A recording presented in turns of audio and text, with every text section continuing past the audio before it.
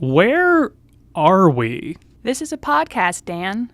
Oh, okay. What are we talking about? We're introducing ourselves in the podcast and then discussing a couple of topics, such as what it's like to study personal finance and apply it, the importance of staying on top of your personal finances, and some of the challenges that can arise if you don't stay on top of something like your estate plan. Okay, well, can we at least turn on the lights and have a catchy theme song? Let's.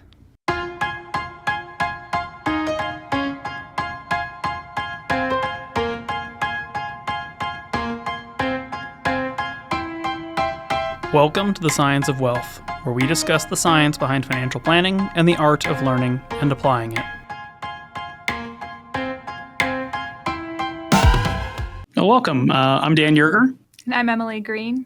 And this is the Science of Wealth podcast, but I guess some introductions are probably in order. Yeah. What's your role around here, Dan? My job on the podcast is to answer questions, but otherwise I am the founder and lead wealth planner at My Wealth Planners in Longmont, Colorado. How long have you been in financial planning? I have been a planner pushing about 10 years now. I got licensed originally in 2015 and then started the practice that became My Wealth Planners back in 2019. Why did you get into this business? Why does anybody get into this business? Money, fame, fortune. No, realistically, I studied finance in grad school and ultimately decided that I wanted to work in a part of finance where I got to see the impact on individuals' lives, as opposed to working in sort of high finance where it's all big, billion-dollar numbers, but there's no people behind it. That's a pretty good reason. Well, what are you doing these days in financial planning? Teaching you to be a financial planner and otherwise working with about 150 clients here in Longmont. And then otherwise, I'm working on my PhD in financial planning. I'm all but dissertation, so I'll be Dr. Dan here sooner than later. Well, that's a pretty decent list. Okay. Yeah, it's not bad. Well, your turn. What is it that you do here, Emily? I'm a financial planning assistant, yours specifically. That's why I recognize you. Super easy. Well, then why did you choose to get into financial planning, since I know for a fact you did not start your career in financial planning? I did not. I have a background. My degree is all medical. But then a few years ago, I purchased a small business. I owned a coffee shop for a few years, which I have since sold. But that kind of piqued my interest in something other than the medical that I was doing. And I realized that there was a lot I didn't know. And even after selling the business, there was a lot I could have done differently and better had I known better and had more education and all that. And I've kind of taken on an interest in helping other people with their finances. And I really enjoy seeing the impact it has on people's whole life. I missed out on some opportunities and could have done things better, but now I can help other people. Very nice. And, what are you doing right now in terms of what you're learning and studying in financial planning? I have my FPQP certification and I just finished the retirement planning class at CU. Currently, I'm doing my securities studies and studying for the Series 7. I won't sit for it, but then I'll study for the Series 65 and actually sit for that, be licensed, and become an associate planner. It's the next step. Okay. Well, terrific. Well, before we go on, I think it's probably good to just talk to the audience here for a second and explain who we think this podcast is going to be good for.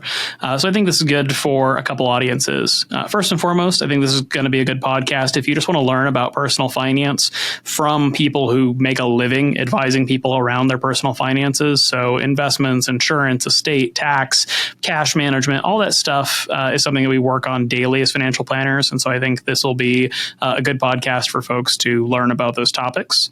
This is going to be a good podcast for people who are either in the process of becoming a financial planner or who are in the early days of being a financial planner. So whether that means you're looking to do a career change or you're currently a financial planning student or you've started a financial advisor job and you're not quite sure if you're a product salesperson or a financial advisor or a financial planner who actually does financial planning, I think this might be enlightening for some folks out there as well. Probably will be. Hopefully, we'll find out.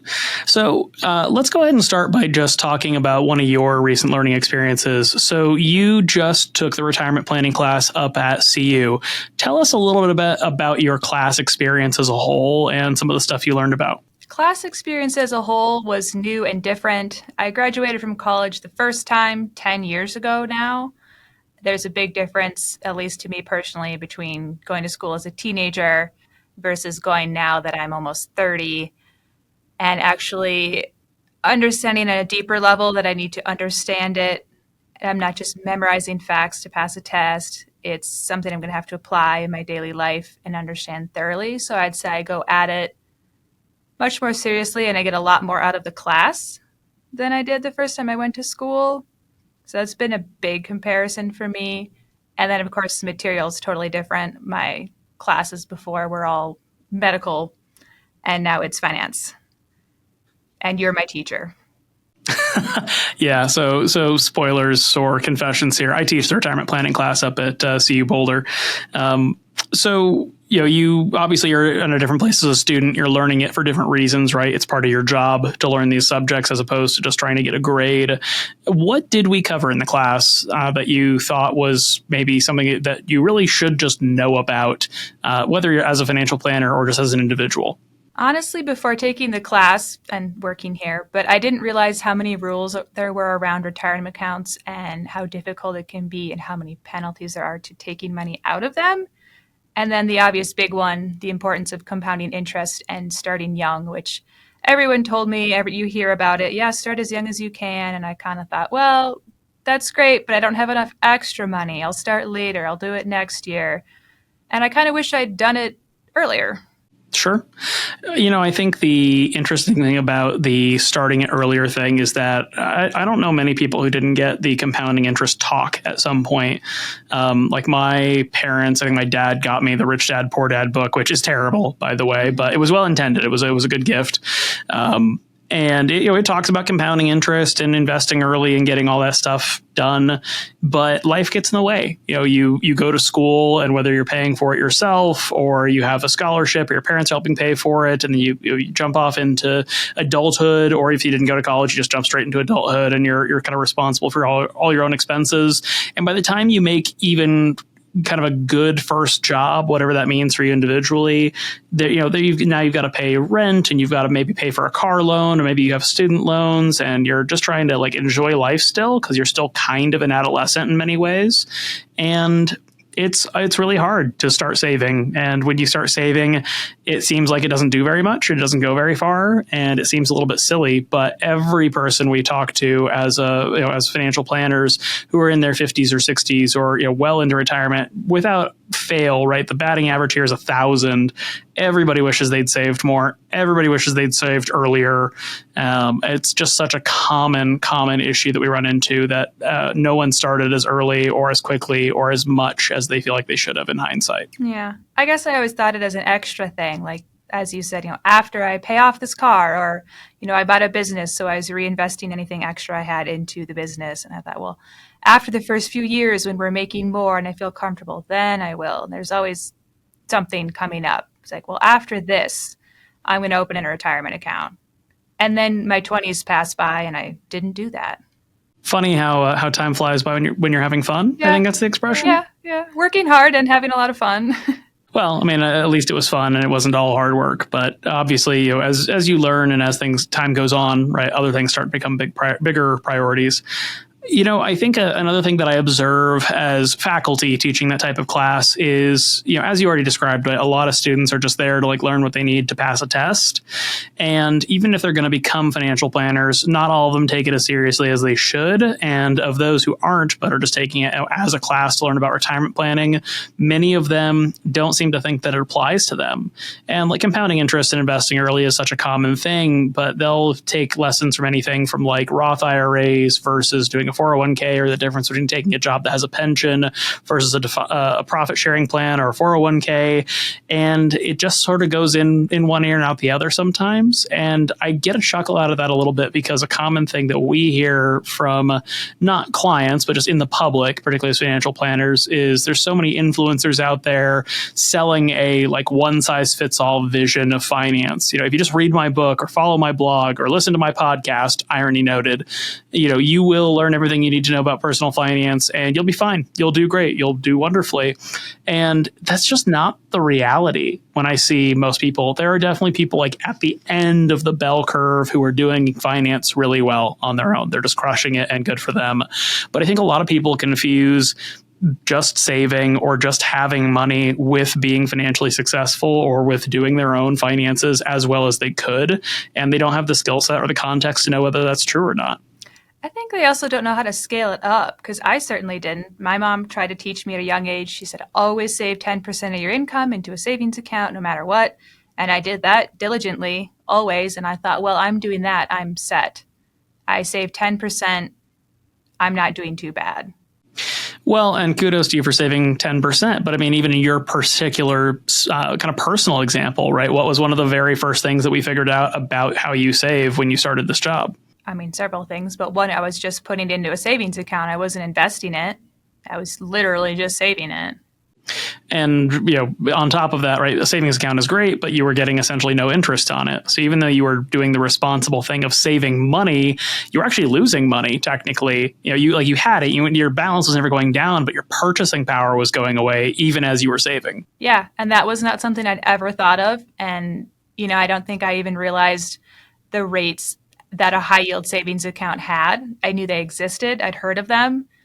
And I just didn't take that extra step to look into it and open one. And I remember starting here and you brought it up. We were talking about my situation and you said, well, is it in a high yield? I said, no, but I saved 10% always into the bank. And you were like, very patient and kind about it. But you were like, you should change that. That's not great. Yep. Well, and at the end of the day, you were doing one part of it right, but that's just a tiny example of something where, I mean, I've had clients who had north of $200,000 essentially just like sitting in their checking account. Like they weren't saving it deliberately. They just didn't spend all their money. And so they were saving sort of on accident. But then, I can't even begin to imagine how much money they might have had if they had been putting it to work. I mean, we even had a client a couple of years ago who had over $2 million just sitting in like checking and savings. And there's just comes a point where you go, okay, you've got to do something with it. If you just let it sit here, even if the pile is getting bigger, the value of the pile is shrinking at the same time. Was it a safety thing with them? I don't know the person you're referencing, but there's always that fear of I've invested my money, I could lose my money. No, well, let me rephrase. I think that was part of it to start with, and then it just became a habit. Again, the numbers are going up, right? Our wealth is building, our account balance is building, nothing bad is happening. So, inertia takes hold, and just suddenly 15, 20 years later, you've saved $2 million, between your income and your business and whatever else. And you could have $3, $4, $5, $6 million by that point, depending on how the markets have been and what you've put your money into. But at the end of the day, you do just have to put it to work. And if you let it sit for too long, it's going to lose its value. That's true. No. And I think that's also another thing. We tend to, I think, sometimes become victims of where we are in life. And what I mean by that is just, as financial planners, sometimes we fall into the trap of just doing it the way we learned it and not really evolving. But when it comes to personal finance, I think the version of that is people get comfortable. The analogy I've always liked to use is, just because you're not drowning doesn't mean you're a competitive swimmer. Right. So plenty of people are able to pay their bills. They're saving their 10%, or they're putting, whatever the match required amount is into their 401k. They're paying down their mortgage. They don't have a lot of credit card debt. So they're just doing fine. They have a perfectly adequate quality of life and a decent financial position, and they don't know any better. And then they're none the wiser as to what mistakes or omissions or errors they're making along the way. Yeah, that sounds right. I think I did a lot of that in other ways too. I have a tendency to pay down debt, even if it has a fairly low interest rate, just because I think I was raised that way. My mom really pushed the whole Dave Ramsey thing, get rid of your debt. And it's not always actually the most optimal choice, but I've definitely done it. Yeah. Well, and I mean, being debt free is sort of this common American refrain. We're really well conditioned culturally to say, I want to be debt free. I don't want to have any debt, or debt is bad. And certainly certain types of debt are bad, or certain amounts of debt are bad just from a contextual standpoint. But otherwise, at the end of the day, it just doesn't make sense to take on more debt than is necessary. But at the same time, when you have something like a savings account that can pay 4%, and you've got a mortgage at 2.5% because you bought a house in 2020 or something like that, there's free money in between those 2 points, at least as long as interest rates maintain. And though some people like to get ahead on paying down their debts or their mortgages, you could get there that much faster just by pocketing the difference in between those two numbers. Yeah. I guess it's hard to visualize if you don't sit down and do the math sometimes. Yeah. No, but even then, I think a lot of people also just lose track of where they are in their finances. I know we had a case recently where, well, why don't you tell them about that case? Oh, from last week. Yeah, we met with somebody and she, had a pretty good grasp on certain aspects of her finances, but then there was about three big pieces of it that she just didn't know about. For example, her mortgage, she knew her interest rate situation, but she didn't know how much was left on it. She didn't know how much she had paid. She didn't really know where she stood with her housing. Also, she had paid into para. She'd been a teacher for a few years, but she didn't know how many years of service she had, which is a big deal in the para system. And also, she had been married for several years previously, but she wasn't sure if she qualified for her spouse's Social Security benefit or not, which would have made a huge difference for her financially. And she was aware of all of these things and the impact they would have on her cash flow right now and just her long-term planning. And she just still hadn't looked into it. A lot of like what I've done in the past, but she just surprisingly didn't know a lot about her own situation. Yeah, and I think she's a good example of that, swimming and not drowning analogy. Not knowing like your mortgage balance. Like today, I couldn't tell you the exact amount I owe on my mortgage, but I have a very good idea of where it is. But something like working in para and whether you're eligible for an income benefit versus having to take a lump sum. And for anybody listening who's not aware, para is the Public Employees Retirement Association. It's what school teachers and city employees and a lot of people who work in the public sector in Colorado participate in. It's a big pension plan. And then there's also some 401k, 457 options out there for people who want to save more. That's a different conversation. But you have to work in it for at least 5 years to be eligible to receive an income benefit. And the difference there could be the difference between getting, even for working there 5 or 6 years, getting, let's say, a $15,000 lump sum versus getting paid out, something like $1,000 a month in retirement, which is going to take barely a year and a quarter to get caught up on compared to the lump sum value. So it can be a huge difference in just your retirement picture just by basically understanding, hey, do I need to work just 4 years or just 5 years to be eligible for a benefit? And then in the case of something like Social Security, I'm never going to tell somebody to stay married in a relationship that they don't want to be in, that they don't need to be in long term. In the case where they're not happy or something, but in this person's case, if they've been married 10 years, they'd be eligible for their ex's Social Security benefit, which would have been huge compared to their own earnings, and they'd gotten divorced, 9 years and 4 months into it. And that's probably a several $1,000 difference in their own retirement picture once again, just because they, if they'd known at the time, it may not have been the deciding factor. But if I tell you, hey, you're going to get $2,000 a month or $500 a month in retirement if you can stick it out for a few months or just work it out a little bit longer, that's a huge, huge impact. It has massive financial implications for that individual simply because they're having a hard time keeping track of it, or they just don't know what they don't know. Right. I have a question about the para, actually, skipping back to that. I know there's a way to look it up online, how many months of service you have in para, but do they ever just send out statements and let you know, or do you really have to track it down yourself? They seem to send it out in chunks, and it's sort of an annoying system where they'll send you a statement that says, like, here's how much you've paid in for the last 12 months, and here's your current lump sum value.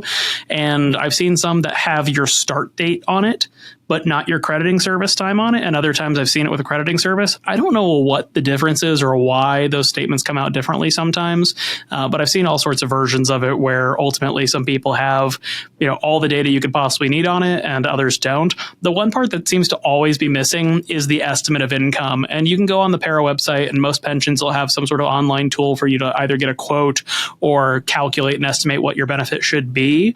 But it's strange to me that those same statements don't just come out saying, hey, based on your earnings history and your contributions and your time and service and everything, here's your benefit. It's very strange to me they don't share that, but that is a very common thing that's missing. And so often some people will be like, well, I have, $30,000 in para and a question mark for my retirement income when I retire. Is that benefit estimate calculator generally pretty accurate? Yes, but it's only as accurate as the data you put into it. And what I found is a lot of people don't actually have the correct inputs. So they will, just take their current salary and throw it in there for the 3 years or the 4 years that they need to get the estimated value. and it'll throw out a number, but it's not actually technically correct. Or there's some things in para where if you have these big income jumps at different times, there can be sort of a cap on how much of the jump actually counts as an increase in salary. So there's just a couple nuances like that where the calculator is accurate with the data you give it, but the data you give it might not be very accurate. Well, something to think about. Yeah. Well, and I think in that same sense, another thing that sort of comes up in that world is, we work with a healthy number of teachers. I feel like we have an unspoken niche in like software developers who are married to teachers. We seem to have a lot of those in our client list. But in that particular context, the funny thing is that sometimes, particularly for either the teacher's spouse or if it's a single teacher, or we do have some clients who are married teachers, but quite often they'll feel like, we're not very wealthy. We don't do very well. And they're often discounting the entire value of their para pension. When you retire from para, if you've done 20, 30 years in it, you usually have a benefit that really, in a lump sum sense, it's not what they'd pay you. Like para won't write you $1 million check, but the income value is often worth well over $1 million. And I think that sometimes creates a feeling where some people in those types of systems don't feel very wealthy, but to replicate the income they get from that pension with a pile of money of their own or their own investments might be millions of dollars that they otherwise couldn't accomplish if they just tried to save in that way.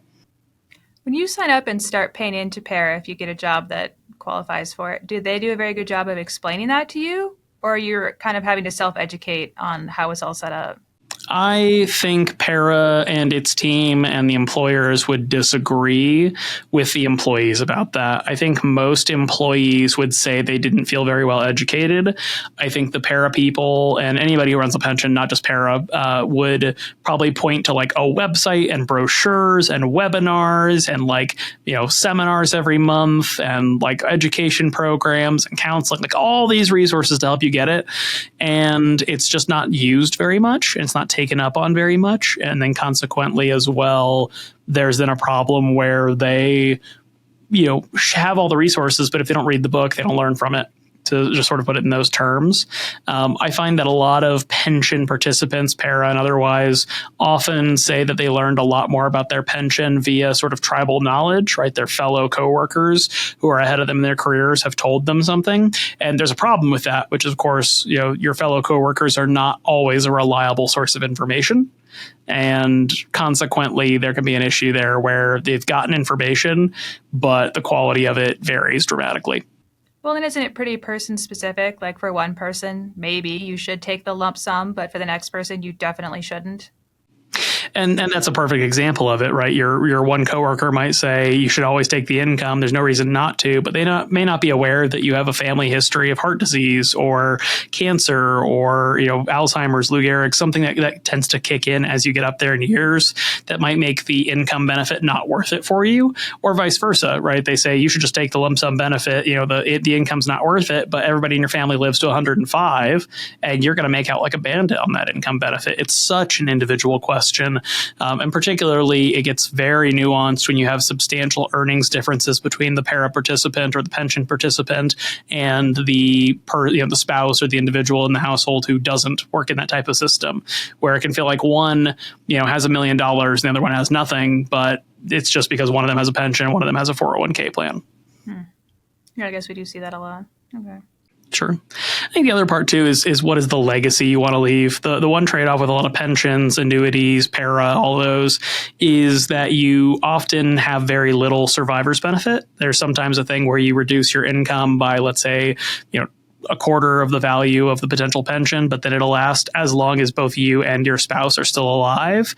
And that might work great depending on your ages and your health and all those various factors. But in turn, then often there's an issue, particularly for single retirees under those types of systems, where essentially, if they retire on their 65th birthday and they get hit by a bus tomorrow, their life savings essentially just goes poof. And that goes to the benefit of other participants in that pension plan. But that can also be a big sort of inherited wealth, family wealth, legacy wealth disparity between people who do have big liquid investment retirement accounts and people who have pensions. Would you advise someone then who's really worried about that to take that lump sum and invest it elsewhere, managed by them or someone else, so they can leave it to their kids? That really comes back to their life expectancy, their family dynamics. Not to wander into this topic too much, but like the common example of like the person who's retiring and owns their home free and clear and their mortgage is paid off and they don't have kids or anybody like that. And so there's just sort of a natural question for a financial planner to say, well, if you're not planning on leaving the house to anybody in particular, or the house is not like where you raised your family for generations or something really personal and special like that, why not just do a reverse mortgage? Why not take the equity out of it and improve your quality of life in your own retirement at that point? So it's sort of the same question in terms of the pension stuff. Taking out the lump sum and investing it is probably going to create a suboptimal retirement income scenario for somebody who is going to have a long, happy, healthy retirement. But there are definitely circumstances where you'd say, the pension income is great, but it's not going to leave much behind for your family. And if that's what's important to you, that's a factor to consider. I suppose so. Is that something that they talk about when they do estate planning then, and that whole kind of section of planning that we do? We cover that? I mean, you haven't taken that class yet, so you talk about that a lot. But as financial planners, in the education sense, we tend to learn a lot more about the tax impacts of passing away, both estate tax at the federal level, estate tax at the state level, and then we learn a whole bunch about trusts and gifting and inheritance strategies to make it so that there's more money passing through to the family or charity or friends or whoever it is you want to inherit this stuff, instead of having money get sent to the state or to the government. Because in total fairness, I think we're all glad that we pay taxes in the U.S. and that we get all the benefits of that, but we'd all rather our kids or our grandkids or our friends or our community received our life savings instead of giving a huge chunk of it to the government. Oh, absolutely, yeah. So I think there's another issue we've run into on a similar subject, which is the inheritance of particular accounts. So we're dealing right now with one household or one family where a second spouse has passed away. So one spouse passed away first. Now the second spouse has passed away, and so things are passing on to their kids and their family. And then another scenario where the first spouse has passed away, and we're seeing two really different sets of issues with each of those. But Emily, I'm going to put you on the spot here. What are you seeing as sort of the big question or issue that's emerging for the family where the second parent or the second spouse has passed away? From what I've seen, if both partners are gone and it's now left up to the kids, is that people often think their estate is set up. Maybe I have a will, or I put my spouse as a beneficiary on this account, and then I forgot to update it when they passed before I did, and they think everything is neat and tidy. And it's actually kind of a big mess for their kids to try and track everything down, and hopefully things don't get sent to probate, but they often seem to. I think that's a kind of a fair set of concerns and considerations. When you've passed away, you will not be here to clarify things, number one. But I think it really highlights the importance of staying up to date on it. In particular, all your beneficiary designations, making sure that that's all set. I know in one case for this particular family, a account that was previously going to be left to the spouse never got updated. That spouse passed away first. There were no contingent or backup beneficiaries. And so now it's just going to go through probate, which in this case, they have a will and various things to take care of that. But it just adds this layer of headache that they otherwise could have avoided if they'd been better able to stay on top of it. And also there's just now the issue of family members inheriting a lot of retirement accounts, which come with their own special rules. Right. Can't you, if it's an inherited account, you can have up to 10 years to take it out as long as you're not a spouse, but you have to take it out before that 10-year mark. There's really three special categories here. One is just sort of eligible inheritors. A spouse is the most common example of this, but in their scenario, they can either potentially combine it with their own retirement account, or depending on the age differentials, they might be able to keep it in the original and be able to draw it based on their deceased spouse's life expectancy. The 10-year part you're talking about is more for non-eligible beneficiaries. So these are going to be adult children, friends, families. And in that particular case, or in that scenario, often the issue that arises here is that you've inherited money and a tax problem. Because you're correct, you have 10 years to take it out, but in that 10-year timeline, you can take it out bit by bit over time or all at once, but you have 10 years to do it. And so if you're, let's say, a student, or you are already retired and you have a very low income, or you're just taking a sabbatical from work and you're taking some time off, you might be able to take that money out at a low tax rate, and that would be great for you. But conversely, if you're in your prime earning years of your life, you're at the peak of your career, then you might already be in really high tax brackets, like the 32 or 35% tax bracket. And unless you're planning on quitting or retiring, or something changes in your life in the next 10-year time frame, you might have to pay a huge portion of the inheritance out just back into taxes, solely because of your personal tax rate as opposed to the tax rate of the person who left it behind, or even compared to the tax rates of other people who are inheriting it. If one person is, let's say, a teacher and one person's a CEO, the teacher is probably going to end up paying less taxes on their IRA distributions than the CEO is. But that's not counting Roth accounts, right? That's just pre-tax? Correct. Roth accounts, you're going to receive tax-free. So in that scenario, ideally, if you can afford to, if you don't need the money for some reason, you can just let that sit in the Roth for the next 10 years and then take it all out as a lump sum at the very end, having gotten tax-free treatment for all of that the whole way. And then otherwise, you just have non-retirement accounts. And in that case, you've got a whole mix mash of whether there were pay on death or transfer on death instructions, or if it's going to pass into a trust or go through probate. You've got to update the cost basis based on when the people passed away. So it's a lot messier, but it may actually have a lower tax impact than inheriting just a traditional IRA or a pre-tax 401k account. Do you see that a lot of people have their primary beneficiaries and contingents, or a lot of people just skip that step and leave it for later, and that's the problem? I see the primary all the time. A ton of people skip contingents because it's often my spouse, them, me, and then there's sort of this assumption that they're going to, I'll outlive them or they'll outlive me. And then, if that happens, when that happens, they'll update stuff. But I mean, let's just play a hypothetical here. Let's say you both live to 100 years old. How on top of your finances and your estate stuff are you going to be at that age? And I don't mean just to talk down to any centurions out there. You've outlived us all. But, it can be a complicated, stressful, difficult thing to do on top of having just lost your life partner. And so I think it's much better to get stuff laid out well in advance. And then if you have the faculties and the capacity and all that to get things updated when that happens, great. But at least then you already had sort of your backup scenario in mind from the get-go. Right. Or I guess if they're both together and they pass away in a car accident. Well, and that's what the contingent beneficiary is mostly for, is, hey, if you both happen to pass away at the same time, here's your out. Do you find that they just forget once they have kids, since they're the most common contingent?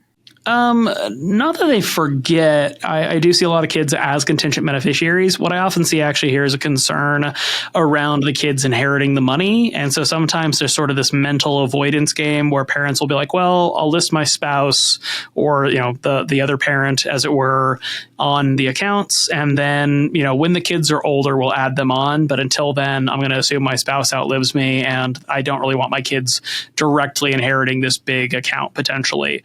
Because that is a real problem. If you've got a 10-year-old, it might be tax-wise beneficial for them to inherit from all the RMD reasons and rules, but it may not be optimal from hey, maybe this 10-year-old shouldn't have $1 million 401k. Right. I suppose most people don't want to do that. No. Well, we've chatted for a healthy bit of time here, so let's just wrap up. You've been studying for your Series 7. You've taken a retirement planning class. What so far in your financial journey or your financial planning education have you learned that you think is the most important thing for anybody out there to know or have a better understanding of? The most helpful thing is actually something we've not touched on at all today, but automating and doing even a little bit is better than nothing.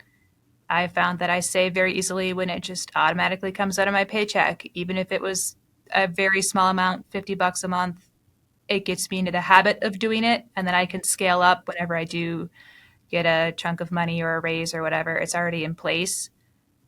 And that would apply to a lot of the people in my personal life that I talk to, is just get it in place and automate it, and you could scale up later. Well, start early, start often. It's good wisdom. All right. Well, thanks for chatting with me, and we'll talk again next week. All right. Happy to be here.